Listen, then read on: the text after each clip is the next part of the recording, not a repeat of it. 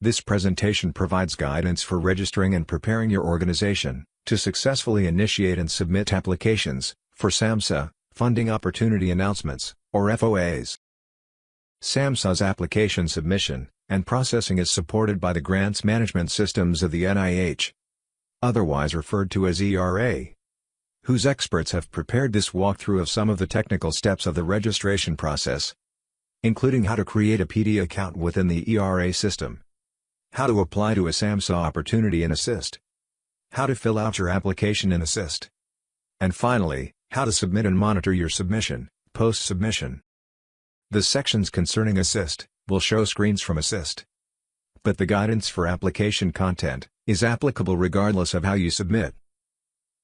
Whether you submit directly through grants.gov, through Assist, or through another system-to-system provider, the requirements for the application are the same. The first section of this walkthrough is registration. Before you can apply to SAMHSA FOAs, you will need to register with 4 institutions. The 4 separate registrations are with the Dun & Bradstreet Universal Numbering System, or DUNS, the System for Award Management, or SAM.gov, Grants.gov, and ERA Commons. First, you will need to have a Dun & Bradstreet number. Second, you will need to be registered with the System for Award Management, or SAM, at sam.gov. You can register with both of these organizations on their websites. You may also call the Dun & Bradstreet for your DUNS number. Both of these registrations have to be completed before you can register with grants.gov, or the 4th required registration, ERA Commons. System for Award Management, or SAM, has a new registration process explained on its website. Note that you must have an active registration when your award, if one is made, is issued. And you must have an active registration during your project period. You will need to monitor your SAM registration throughout your grant.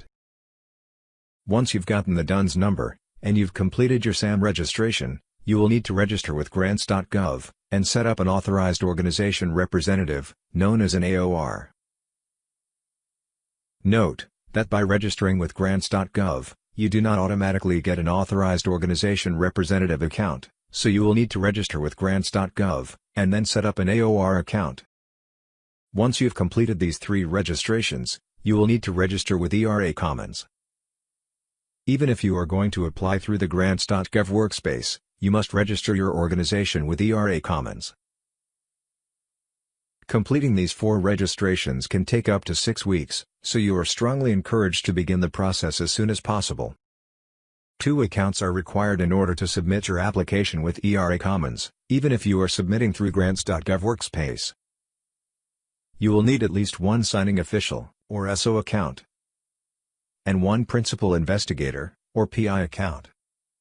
The SO account is created automatically as part of the organization registration process, but there can be more than 1 SO account with your organization. The SAMHSA Business Official, entered on the SF 424, Section 21, Authorized Representative, must have an account in ERA Commons with the SO role. If you decide to submit your application through ERA Assist, the person submitting the application must have an account with the SO role.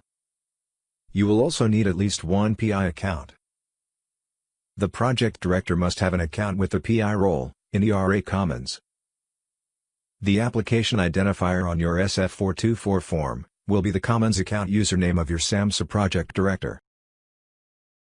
Signing official accounts held by your business official, or any other individuals in your organization with an SO account, will be able to access information about all of your applications from your organization, and any grants awarded, if applicable. Any PI accounts, or project directors, will only be able to access applications for which they are listed as a project director, and any grants awarded for those applications, if applicable. This section will go into more detail about how to register your organization in ERA Commons. This slide contains an overview of the registration process. The registration process must be completed by someone who will have an SO role, and they must regularly check their email during the process. The first step is to access the Commons homepage and complete a registration form. Completing this registration form will send you a confirmation email with a link inside, that you need to click within 48 hours. Once you click on the link, NIH will verify your registration request, and notify you of the result. It will either be approved or rejected, and if rejected, the reason why will be included in the notification. If it is rejected, the SO will need to restart the process, and correct the issues noted in the rejection email. If the registration request is approved by NIH, the SO that started the registration process will need to click a link in the email that is sent out notifying them of the approval. They will need to do this within 48 hours, to confirm the information that NIH has reviewed. Once confirmed, the SO will receive 2 additional emails.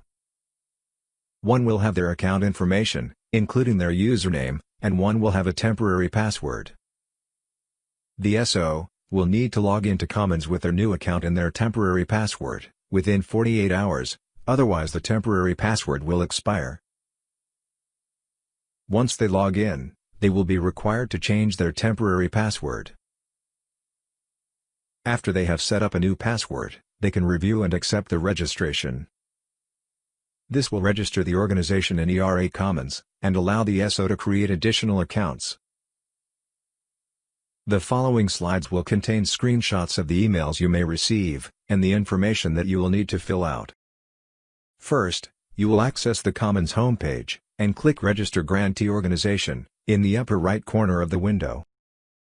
Next, you will be taken to a page that gives you an overview of the process, as well as a button that says, Register Now. Click the Register Now button, and you will be taken to a form to fill out. On the Register Institution page, you will need to select which funding opportunities you're applying for. In this case, you want to check the box, My organization wishes to apply for non-NIH grants, or contracts. Then you would need to enter your DUNS number, and click the Verify DUNS button. Once you verify your DUNS, you will be able to enter in the rest of your institution information. You will need to enter in a Principal Signing Official, SO. This is the individual that will complete the registration process, and the first SO account that your organization will have. But again, you can have multiple SO accounts for your organization. The Principal SO will need to create additional SO accounts. An Accounts Administrator, AA, can be optionally entered here. However, even if you enter an Account Administrator, they won't be able to complete the rest of the registration process. After your organization is fully registered by the signing official, they will be able to create additional accounts, with the exception of SO accounts. Once you fill out the registration form, and click Register, you'll receive a confirmation email at the SO email address that you put down on the registration form. You will need to click the link included within that email, within 48 hours. Once you click the confirmation link, you will be taken to a page in Commons, letting you know that your email address has been verified. NIH will then proceed to review your registration request. If NIH is unable to approve your registration request, you will receive an email that looks like this. It will say that the NIH is unable to approve your registration request, and it will include the reason why.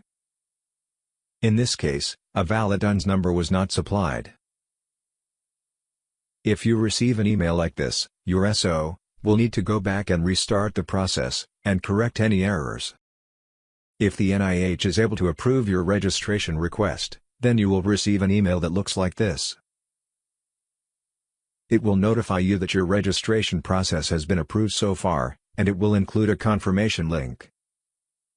You will need to click the confirmation link in order to review the information that NIH has confirmed and accepted. Click the link, and you will be taken to a page that looks like this. If you confirm the registration, your signing official will then receive 2 emails. One will have their new account information, and the second will have a temporary password. Again, they'll need to log in with this temporary password within 48 hours, or the password will expire, and you will need to contact the ERA service desk to have it reset. To log in with your temporary password, head back to the ERA Commons homepage, and enter in your username and temporary password. Upon login, you will be immediately prompted to change your temporary password. And once you do that, you'll be taken to a page that looks like this. Click the ERA Commons link, and you will be able to complete your registration and have your organization registered in Commons. Clicking Accept acts as an electronic signature, and will complete the registration process. Once you've finished your registration, your SO can create additional SO accounts, or any other accounts, for your organization. And your accounts administrator, if one was created, can create additional accounts, with the exception of the SO role. Accounts administrators will not be able to create SO accounts. If your principal SO is going to be your SAMHSA business official, then the only other account you would need is a project director account. But you must at least create, or affiliate to your organization, a project director account in order to apply to a funding opportunity. This section will cover creating a project director, or a PI account, in ERA Commons. Again, this is required even if you are submitting through grants.gov workspace, because this account will be listed on your SF424. Some key things to note before creating a new account. 1. Your project director may already have an account in the ERA Commons system. If they do, you can give them the PI role, and affiliate them with your organization. Do not create a duplicate account. 2. The SAMHSA project director account needs to have the PI role in ERA Commons. 3. If you try to create a new account, you won't be able to until you search for an existing account. The following slides will show you what the process should look like. First, you will go to the Commons homepage, and log in. At the navigation bar at the top of the screen you would select Admin, and then Accounts, and then Account Management. This will take you to the Account Management System page, where you will need to select the user type, and search for the user. Make sure the user type is Commons, and then enter the last name, first name. Or if you know your project director already has an account, you can just enter their Commons user ID. Once you search for users, in the search results, you can click on the hyperlinked name, and this will take you to more information about the person. This will help you identify if this is really the project director you are looking for. Or is it just someone who happens to have the same name?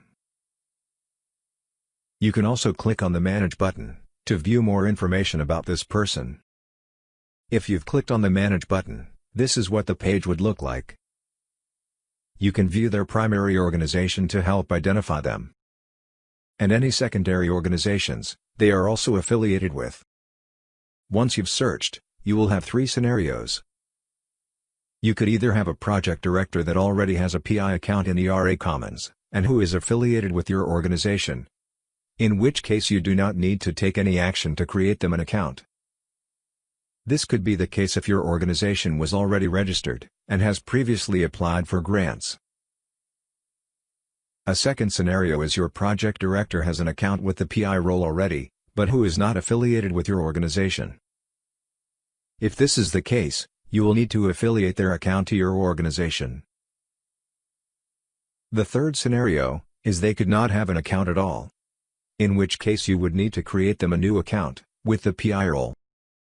These next slides will show you how to affiliate an existing account to your organization. Search for your project director, and in the search results, if you see someone that is your project director, click Manage. Scroll down to the bottom of the page, and click the Affiliate button. This will populate a list of roles that you're able to give to them. You will need to give them the PI, Principal Investigator role, and select Add Role. You will only be able to add it with your organization, so you don't need to worry about selecting an organization. Before the affiliation is made, you can review any changes you've made, and you can click Remove, if necessary. If you've added additional roles you want to keep, select Save. You won't successfully add the roles until you click Save, so it's important to save, and not just add the role, and then leave the page without saving. Once you've done that, they will be affiliated to your organization, and you don't need to do anything else to set up their account. The third scenario is creating a brand new account in ERA Commons for your project director. Your first action will need to be searching for an account. You can't create an account until you've searched for one that may already exist for the project director. But if none of the search results look like your project director, you would click Create New Account in the bottom left hand of the page. This will take you to a screen where you can enter in a user ID. This is the user ID that you will have to put down on your SF424 cover page. This is also the ID that your director will use to log into the system. Make sure it's something they can remember, and write it down and let them know. Once you enter in the user ID, you will need to add in contact information. This will be their first name and last name, while their middle name is optional. However, the middle name can help, in case another organization needs to identify their account later. And finally, add in an email address. They'll need to monitor their email, because once you create an account, just like the principal signing official, they'll receive emails with their user ID and a temporary password. Once you've entered their email address, select Add Roles. After clicking Add Roles on the Manage page, select PI, Principal Investigator, from the drop-down menu, and click Add Role. This will add the PI role to their list of roles, and click Create, to create the account. Again, once you create the account, just like the original registration process, the PD will now receive two emails. One email will have their new username, and information about their account, including what roles they have, and what organization it's with. A separate email will contain a temporary password. The password expires after 48 hours, so your project director should monitor their email address, and log in as soon as they can. Once they log in, they'll be required to change their temporary password. Once you've set up a project director account, or verified that a project director account is already set up for your organization, then you're ready to apply to FOAs. Once you have completed the 4 required registrations, and set up a project director account in ERA Commons, you are ready to apply to FOAs. You should not wait until your application is due, to submit it. You should submit well in advance, just in case there are any submission errors that arise. You should allow at least 3 full days, 72 hours, to resolve any issues. You do not need to apply using ERA's Assist.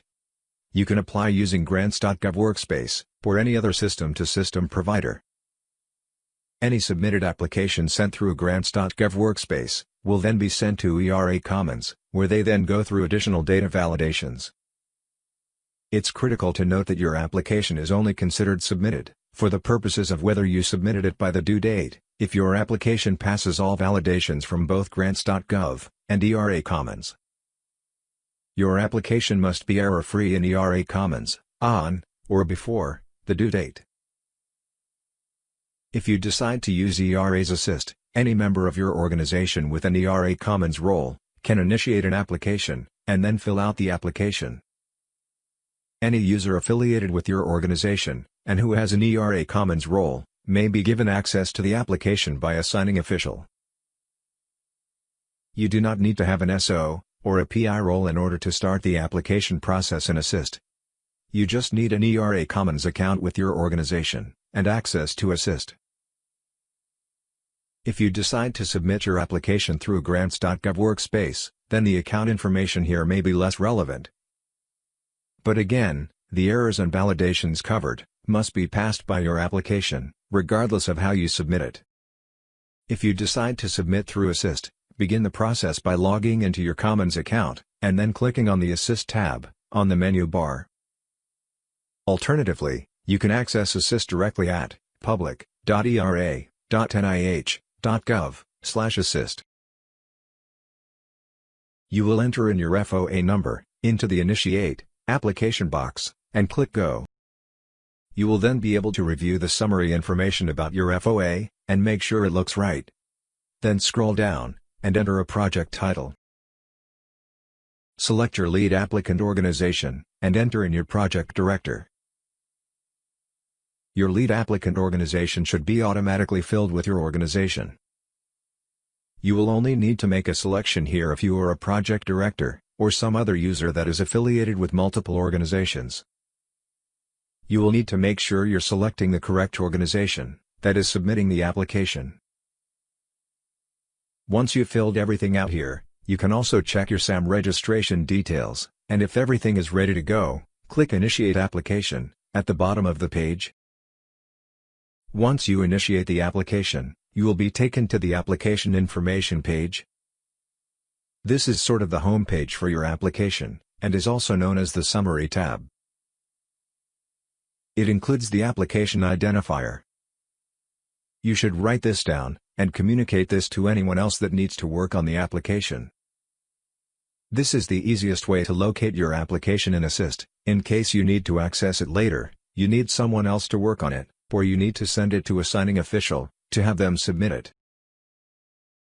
Now we will cover how you can access in-progress applications in Assist.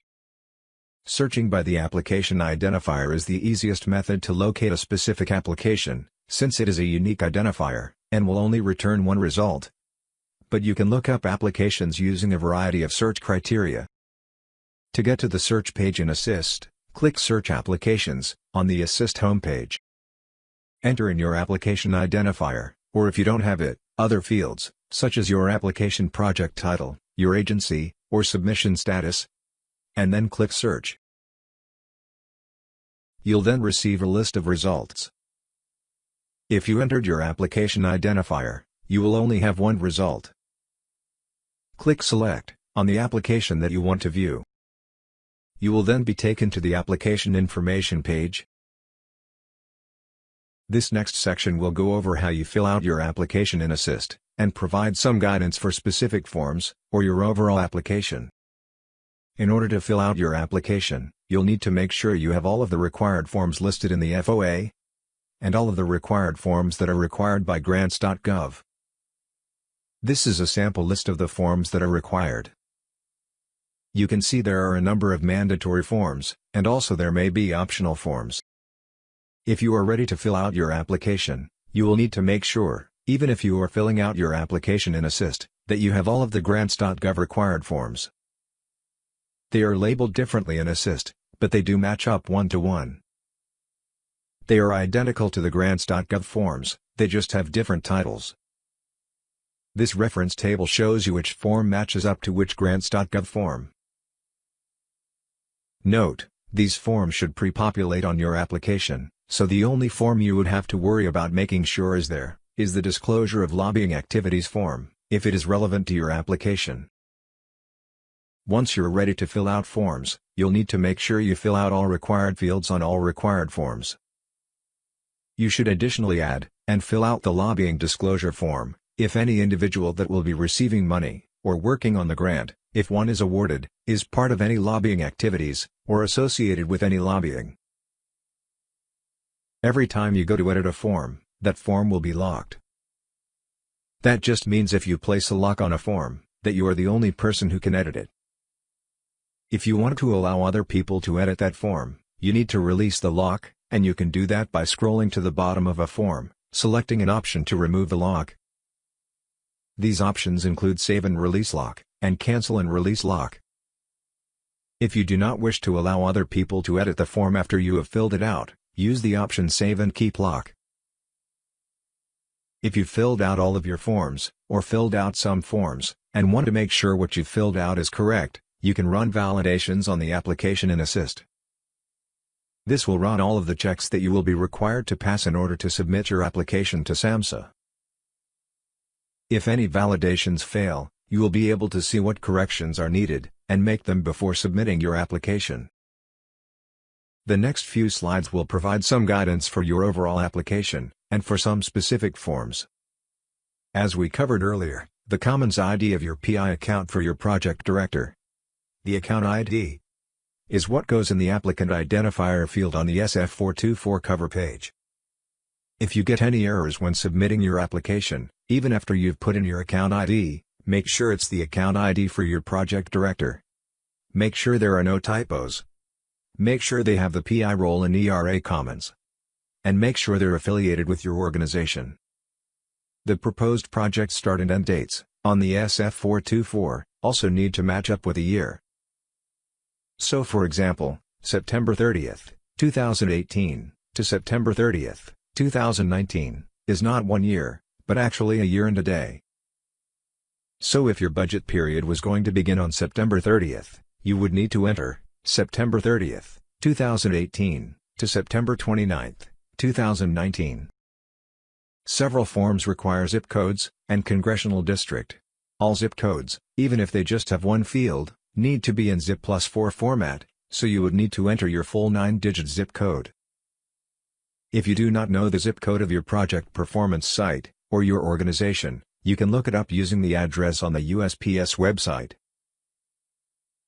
Likewise, the congressional district needs to be in a specific format of 2-letter state abbreviation, dash, 3-digit number. If you do not know the congressional district of your organization, or your project performance site, you can look that up on house.gov. On your project abstract summary form, you're asked for a project duration. This is in months, which is not clearly specified on the form. So if you are submitting for 2 years of funding, you will need to enter 24 months. These budget errors are listed for your reference, but they are much easier to understand with a visual aid, so we have a sample budget prepared in the next 2 slides. This first budget is for FOAs that do not require matching funds. In Section A, Row 1, input the FOA number, dash, federal, in column A. And then enter the CFDA number in column B. Enter your requested federal total in Row 1, column E. This will populate the amount down into Row 5, the totals row. In Section B, break down your total requested amount into the various object class categories. Note that the cells circled in green must match up. The validation here is to make sure that your total entered in Section A matches the total of the costs in Section B, broken down by category.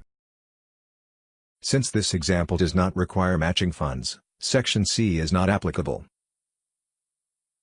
Section D is where you break down your forecasted cash needs by quarter. You will need to take the total you entered in Section 1, and then break down your cash needs into 4 quarters. Section E is for future funding periods.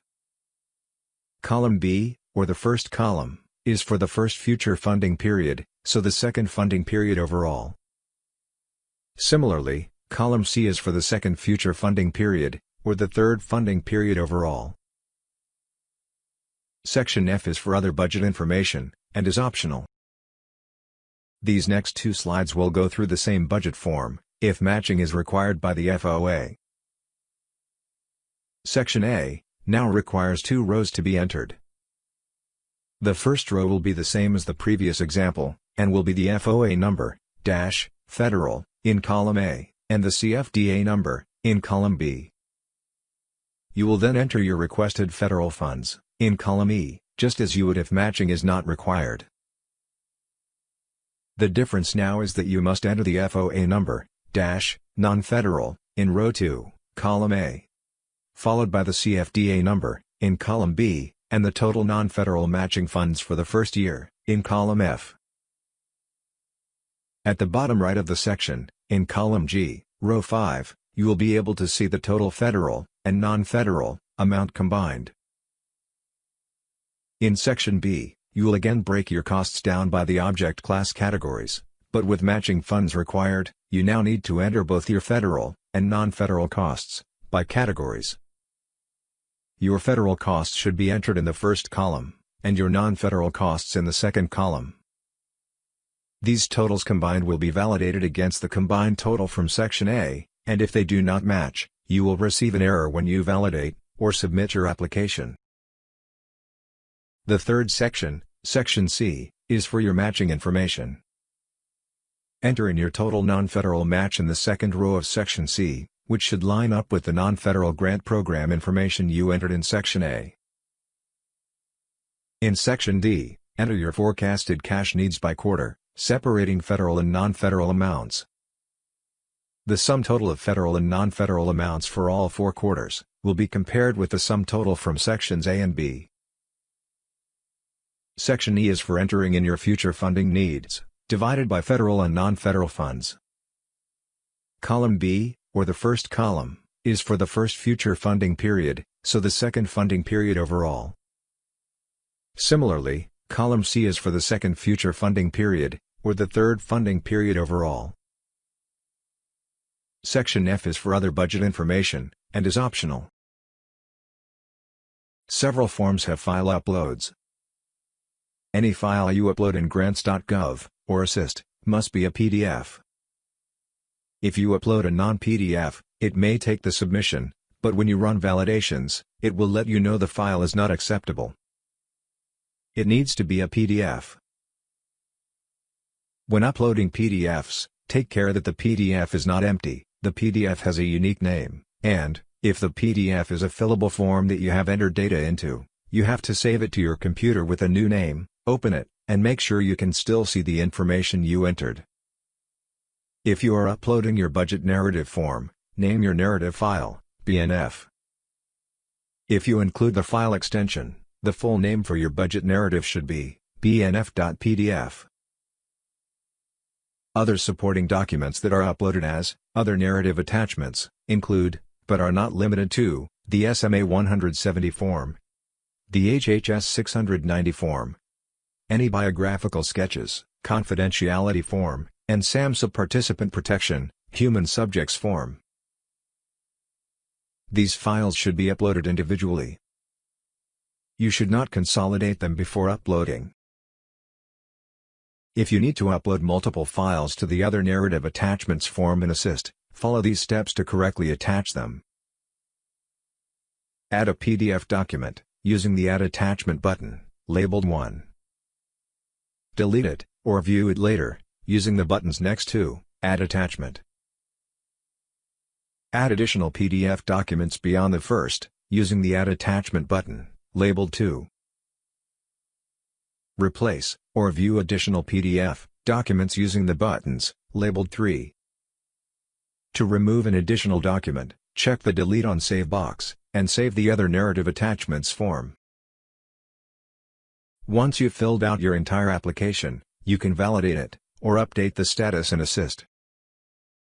Validating your application is going to run all the business and system rules that make sure your application can be accepted and reviewed by SAMHSA. Just click the Validate Application button on the far left in Assist. Validations are divided into errors and warnings. Errors are issues that will prevent your application from being submitted. Warnings are messages indicating issues that do not prevent submission, but you may want to correct before submitting. If all validations pass, your application is ready to be submitted. In order to indicate that the application is ready for submission, you will need to click Update Submission Status, and you will be able to select from several statuses. Choose Ready for Submission. Either enter a comment in the text box, and click the Add Comment button, or the hyperlink above the box, Continue without adding a comment, right below the Submission Status dropdown. A comment is not required, but if you do decide to enter one, it will not be shown to SAMHSA. These are comments for your organization's reference. Once you've updated the submission status, you will be able to submit the application only if you have an SO account within ERA Commons, and you have access to grants.gov, AOR credentials. Again, even if you've passed all validations, if you have a project director account within the system, you will not be able to use the Submit Application button. You have to have an SO account, and you have to have grants.gov, AOR credentials. You can see on this page, the Submit Application button is grayed out, because the account viewing the page is a project director account. This is what the page will look like if you have an SO account. The Submit Application button will be active. This section will cover how you submit your application in Assist. As noted earlier, you should not wait until your application is due to submit it. You should submit well in advance, just in case there are any submission errors that arise. You should allow at least 3 full days, 72 hours, to resolve any issues. To submit your application, click the Submit Application button. As noted earlier, You must have the SO role in order to have the button be active, and the application must be in, ready for submission status.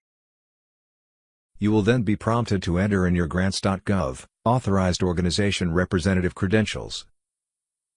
Input the credentials, and then click the Enter button to submit your application. You will then be taken back to the application information page in Assist, but will have a confirmation message at the top, letting you know the application was submitted. This final section will cover what steps you will need to take after submitting your application. After you submit your application, it will be processed by grants.gov. As it is received and validated, grants.gov will send status emails to the AOR who submitted the application. Once the application is successfully processed by grants.gov, it will then be routed to ERA Commons, where it will undergo additional data validation checks before it is fully considered submitted. The ERA system will send status update emails to two email addresses during this process.